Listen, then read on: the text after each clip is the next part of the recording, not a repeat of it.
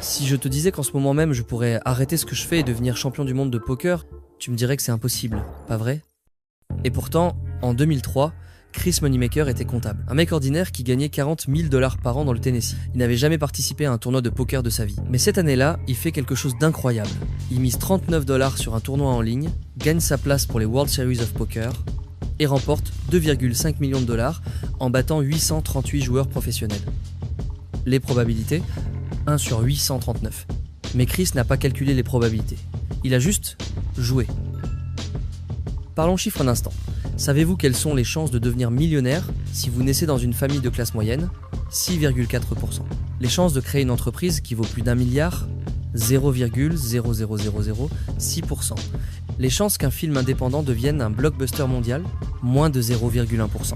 Et pourtant, chaque année, des milliers de personnes défient ces statistiques. En 1962, un étudiant de 19 ans du nom de Phil Knight emprunte 50 $ à son père pour créer une entreprise de chaussures de sport. À l'époque, le marché est dominé par Adidas et Puma. Les experts lui disent que c'est impossible, qu'il n'a aucune chance contre ces géants. Phil n'écoute pas, il crée Nike. Aujourd'hui, Nike génère 50 et 1 milliard de dollars de revenus par an, plus que le PIB de certains pays.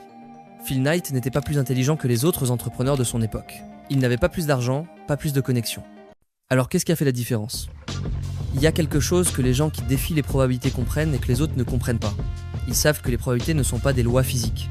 Ce sont juste des statistiques basées sur ce que les gens ont fait dans le passé. Quand on vous dit que vous avez une chance sur 100 de réussir, ça veut pas dire que c'est impossible. Ça veut dire que 99 personnes avant vous ont échoué parce qu'elles ont fait les mêmes erreurs. Prenons l'exemple de Sarah Blakely. En 2000, elle a 29 ans et vend des fax de porte-à-porte, mais elle a une idée. Créer des sous-vêtements sculptants pour femmes révolutionnaires. Elle n'a aucune expérience dans la mode, aucun investisseur et juste 5 000 $ d'économie. Elle contacte des fabricants et ils la rejettent tous. Elle essuie nom après nom pendant 2 ans. Les statistiques disent qu'une femme sans expérience dans l'industrie textile a 0,2% de chance de créer une marque qui marchera. Mais Sarah fait quelque chose de différent. Au lieu de copier ce que font les autres entrepreneurs, elle étudie directement ses clientes. Elle passe des heures dans les magasins à observer les femmes essayer des vêtements.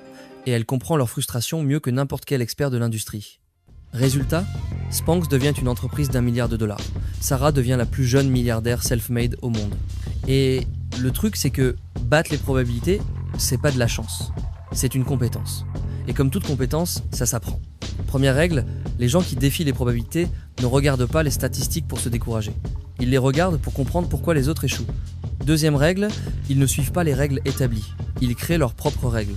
Regarde Netflix. En 2007, Blockbuster domine le marché de la location de films avec 9000 magasins dans le monde. Netflix n'est qu'un petit service de DVD par correspondance qui perd de l'argent. Les analystes donnent à Netflix 5% de chances de survie face à Blockbuster. Mais Reed Hastings, le PDG de Netflix, ne joue pas selon les mêmes règles que Blockbuster. Pendant que Blockbuster optimise ses magasins physiques, Netflix parie tout sur le streaming, une technologie qui n'existe pratiquement pas à l'époque.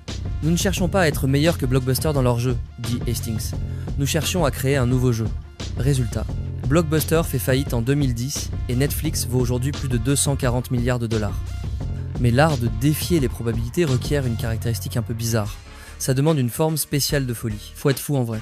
Les psychologues appellent ça l'optimisme irrationnel. C'est la capacité de croire en quelque chose malgré toute évidence du contraire. Et c'est exactement ce qui fait la différence. Parce que la vérité, c'est que 99% du temps, quand vous essayez de défier les probabilités, vous allez échouer. Et vous allez échouer encore, et encore, et encore.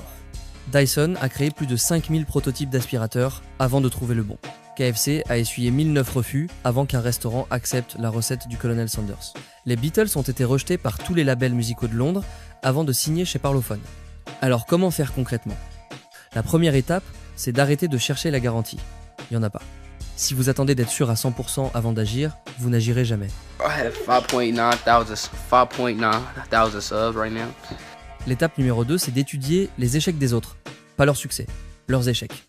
Comprenez pourquoi ils ont échoué et faites différemment. L'étape numéro 3, c'est d'accepter que vous allez probablement échouer les 10 premières fois. Voire même plus. Genre 1000. L'étape numéro 4, c'est de trouver votre obsession. Pas votre passion. Votre obsession.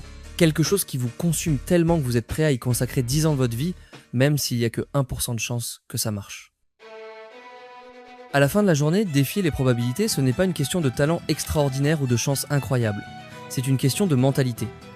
Vous pouvez passer votre vie à respecter les statistiques, à jouer la sécurité, à faire ce que tout le monde fait, et vous obtiendrez exactement ce que tout le monde obtient, une vie moyenne, voire même nulle. Ou vous pouvez décider que les probabilités c'est juste l'opinion des autres sur votre vie, et leur opinion on s'en bat les c***.